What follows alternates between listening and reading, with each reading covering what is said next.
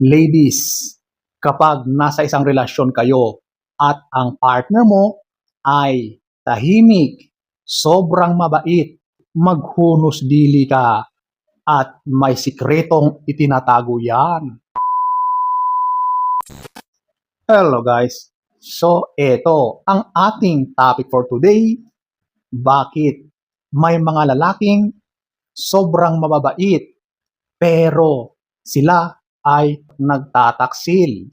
So kung interesado kang malaman ang mga ito, panoorin mo ang video na ito. So without further ado,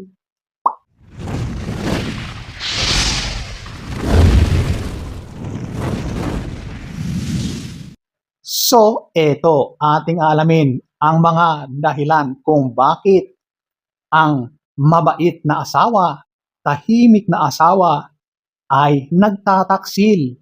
Ating alamin at number 1, ito yung Madonna Whore Syndrome. Ito ay isang psychological disturbance or problem sa isang lalaki. Okay? So, karamihan ng may mga ganito ay yung mga lalaki na buong akala mo ay mabait. Yung buong akala mo ay hindi niya kayang gawin yung mga bagay-bagay na mali sa inyong relasyon. Pero matutuklasan mo na ginagawa pala, pinagtataksilan ka pala dahil sa ganitong psychological na problema. Okay? So yung lalaki na ito, mahal na mahal ka nito. Pero pagdating sa usaping S, wala siyang pagnanasa sa iyo. Kasi ang tingin niya sa iyo, isa kang napaka-pure na babae, napakalinis na babae na hindi maaring madungisan, hindi maaring madumihan.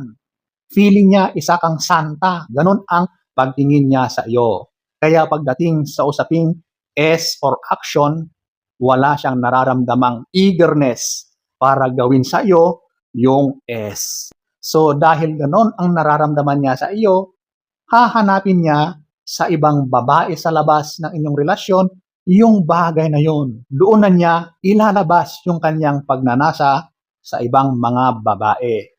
Kaya siya nagtataksil. Pagdating sa inyong dalawa ay talagang hindi niya nararamdaman ang pagnanais na magkaroon kayo ng ugnayan sa pisikal na aspeto. Wala talaga sa kanya. So magtataka ka talaga, bakit ganon? Yun na pala ang dahilan. Dahil sa ganyang problema sa psychological na aspeto, dapat ang ginawa ng lalaking ito, nag-seek siya ng professional help para ma-address yung problema. So maaring makukuha yan sa pagsangguni sa mga espesyalista sa ganyan. So professional help, siguro magkakaroon ng therapy para mabago yung mindset ng lalaki na yan pagdating sa ganun usapin. So ayan po, ang number 1. Number 2, ito yung narcissism or narcissist behavior. So alam nyo, ang mga taong ito talagang hindi mo mapipigilan kapag natapat ka sa ganitong lalaki. Kasi ang mga ganitong lalaki talagang iba ang mindset ng mga ito.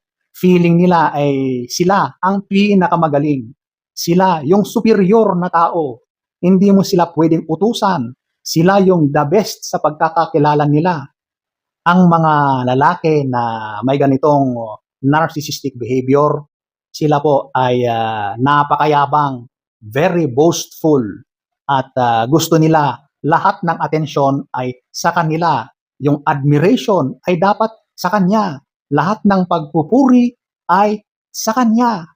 At lahat-lahat ng bagay ay dapat sa kanya. So lahat-lahat ay siya. Ganon ang narcissist na lalaki or tao. So ang mga taong ito, napakahirap talagang pakisamahan, lalong-lalo na sa usaping relasyon. Siguradong napakaraming babae yan. Kasi hindi sila nakokontento. Gusto nilang i-conquer lahat ng mga kababaihan. At hindi siya makokontento sa iyo. Kumbaga, kapag naging magkasama kayo, mag-asawa kayo, wala kang katahimikan bilang partner. Hindi maaring wala siyang ibang kalukadidang. Kasi yun na ang nagbibigay sa kanya ng isang satisfaction. Kapag ganyan ang partner mo na isang narcissist na lalaki, kamalas ng buhay, di ba? Talagang ganyan ang mangyayari. So ayan po, ang number 2. Number 3, eto, yung insecurity. Akalain mo na, wow, naka-jackpot ako, ang bait ng asawa ko. Pero sa loob-loob pala ng lalaki ay napakataas ng kanyang mga insecurities. So ano nga ba ang gagawin niya? Alam mo, kadalasan ng mga lalaki na mataas ang insecurities, kadalasan ay doon yan ibinabaling sa pambababae. Alam nyo kasi, ang feeling ng lalaki kapag marami siyang nagiging babae, yun ang nagbo-boost sa kanyang ego at doon nawawala yung kanyang insecurities, di ba?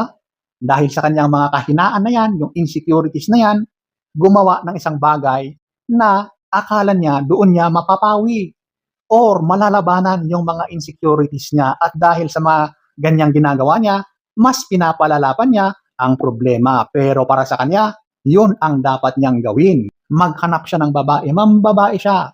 Kasi yun ang magsasatisfy sa kanyang ego para feeling niya ay mas lalaking-lalaki siya. Nawawala panandalian yung kanyang insecurities sa sarili, di ba? Ibang-iba rin ang mga ganitong mga kakaibang mga gawain ng mga lalaki, di ba? Dahil lang sa insecurity ay gagawa na ng mga hindi ka nais-nais sa isang relasyon. Okay? So ayan po, ang number 3. Number 4, ito, yung immaturity. Medyo madalas ito sa mga kalalakihan. Talagang pagdating sa pagiging mature talaga, mas behind ang mga lalaki. Obserbahan nyo sa lahat ng mga pagkakataon, mas early ang pagiging mature ng mga kababaihan kumpara sa mga kalalakihan. At sa usaping relasyon, ganun din, mas immature pa rin ang mga kalalakihan. Whoops, hindi ko nilalahat, pero majority ay ganun compared sa babae. Okay? So dahil sa immaturity, ayun, akala niya binata pa rin siya. Nag-aasa pa rin binata. Kaya doon siya naghahanap ng ibang babae.